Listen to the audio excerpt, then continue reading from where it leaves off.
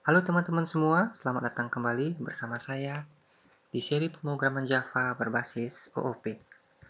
Pada video kali ini, kita akan membahas materi tentang polimorfisme. Baik, apa itu polimorfisme? Polimorfisme ini salah satu materi yang paling penting di OOP. Kata polimorfisme ini berasal dari bahasa Yunani, poli berarti banyak, sedangkan morfis itu berarti bentuk. Jadi polimorfisme berarti bentuk, banyak bentuk. Jadi nanti kita akan bisa membuat sebuah objek, tapi memiliki bentuk yang berbeda-beda. Langsung saja, di sini saya memiliki 3 buah kelas. Kelas yang pertama itu adalah buah, yang kedua apel, turunan dari buah, sedangkan yang ketiga adalah apel malang, turunan dari kelas apel. Lalu ada kelas polimorfisme, yang di dalamnya ada metode main. Oke, ini kita buat dulu di dalamnya sebuah metode makan, public void makan tanpa parameter dan mencetak buah yang enak. Nah, di kelas apel kita override metode makan ini yang isinya adalah berbeda dari buah. Isinya makan apel. Enak tahu. Oke. Selanjutnya di kelas apel malang kita lagi sekali override yang isinya apel malang. Saya suka. Oke, di sini kita punya metode makan di semua kelas. Jadi setiap kelasnya punya metode makan sendiri-sendiri dengan implementasi yang berbeda-beda. Nah, selanjutnya kita buat objek misalkan dari kelas apel, ya. Kelas apel, nama objeknya obj apel, new apel. Seperti ini aja. Ya.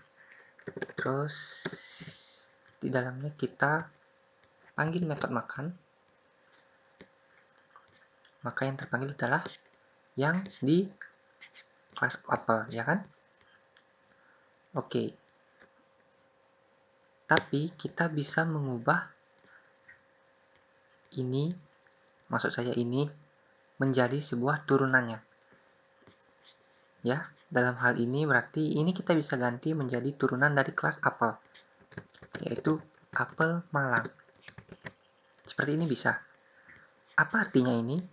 Artinya adalah kita membuat sebuah variabel bernama obj apel atau objek bernama obj apel, tipenya adalah apel dan bentuknya adalah apel malang.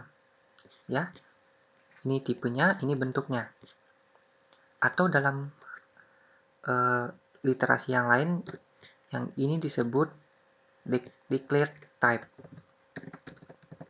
Declared type, tipe deklarasi, sedangkan bagian yang new ini disebut actual type. Oke.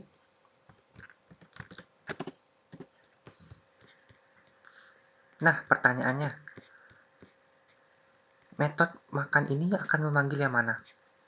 Apakah yang di tipenya atau yang di bentuknya?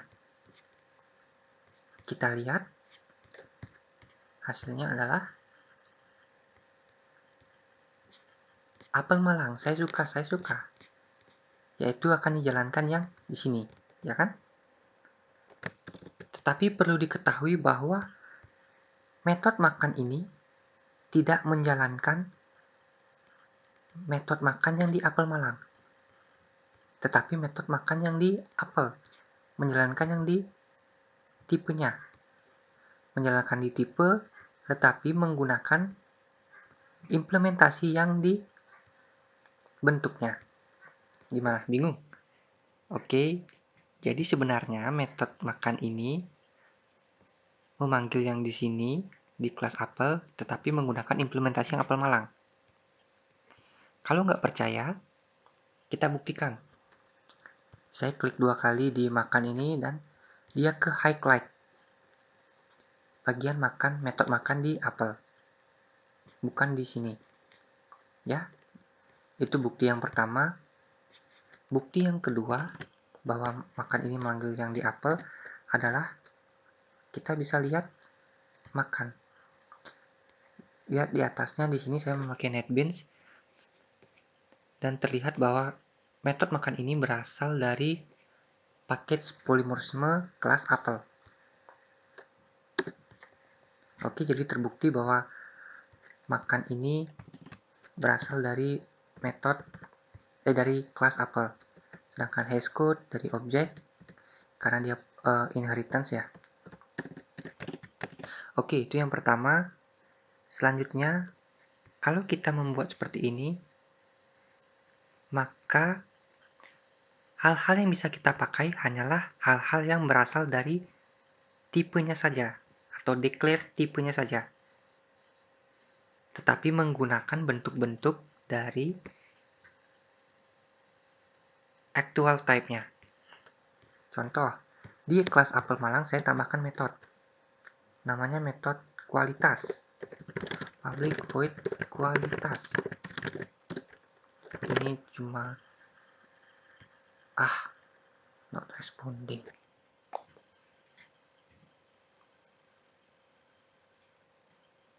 Oke, sudah.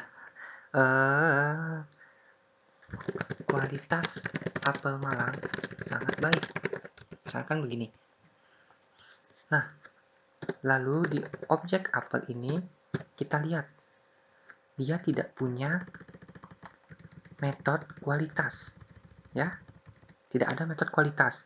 Padahal metode kualitas itu berasal dari apel Malang.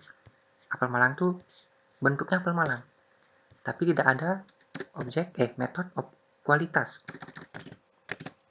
Itu dikarenakan seperti yang saya bilang tadi bahwa yang dijalankan hanya yang berasal dari apel saja. Apa yang bisa dijalankan kelas apel itu aja yang bisa dijalankan oleh objek yang kita buat. Oke, bisa dipahami semua teman-teman? Bisa. Lalu, terus apa untungnya kita membuat seperti ini? Apel Malang. Kalau kita mau menjalankan objek makan seperti ini, yang hasilnya adalah apel Malang, kenapa kita harus membuat dia bertipe apel? Bukankah dengan tipenya apel Malang saja juga hasilnya sama? Ya kan? Terus apa untungnya seperti ini? Oh ya, sebelum itu saya juga ingin menjelaskan dulu bahwa alat aturan dari polimorfisme ini hanyalah bentuknya itu harus turunan dari tipenya, ya, seperti ini. Apel Malang itu kan turunan dari apel. Tetapi di sini tidak bisa kita tulis buah. Ya, error. Karena buah bukan turunan dari apel. Tetapi yang benar itu kan apel turunan dari buah. Kita tidak bisa membuat objek tipenya apel, bentuknya buah. Nggak bisa. Oke, jadi sebenarnya apa sih keuntungan dari kita polimorfisme ini? Keuntungannya adalah kita bisa membuat banyak objek, misalkan contoh, kita ingin membuat banyak buah, saya ingin punya banyak buah, tapi bentuk buahnya berbeda-beda. Ada yang berbentuk apel, ada yang berbentuk apel Malang. Atau supaya makin banyak, saya tambahkan satu kelas lagi, namanya jeruk, yang turunan juga dari buah. Di sini kita juga terdapat override makannya, makan jeruk paling enak. Kita bisa membuat banyak buah otomatis karena kita ingin punya banyak buah berbentuk array, ya, array new buah. Misalkan saya ingin punya 4 buah. Buah yang pertama itu bentuknya buah. Buah yang kedua bentuknya jeruk. Buah yang ketiga Buah yang ketiga bentuknya apel. Buah yang keempat dengan indeks 3 berbentuk apel malang. Oke. Jadi kita bisa buat satu tipe saja tapi bentuknya beda-beda. Dan untungnya adalah kita bisa manggil metode makan. Sekali panggil saja kita bisa membuat dia melakukan implementasi yang berbeda-beda sesuai dengan bentuknya sendiri. Jadi misalkan kita punya for i yang setiap objeknya memanggil metode, objek ke i memanggil metode makan, ya. Ini error enggak? Oke, ini rapikan dikit. Dan hasilnya adalah, ya, hasilnya beda-beda sesuai dengan bentuknya. Padahal kita cuma panggil makannya sekali saja. Kalau kita tidak menggunakan konsep polimorfisme, berarti kita harus membuat objek buah beda, jeruk beda, apel malang beda. Terus juga kita harus panggil makannya beda-beda dari objek yang kita buat sendiri-sendiri. Kenapa nih? Jadi itulah konsep dari polimorfisme. Semoga teman-teman semua mengerti. Jika Anda suka video ini, silahkan senyum. Ya, senyum saja cukup. Baik, terima kasih semua teman-teman. Sampai jumpa kembali di video pembelajaran saya berikutnya. Sampai jumpa.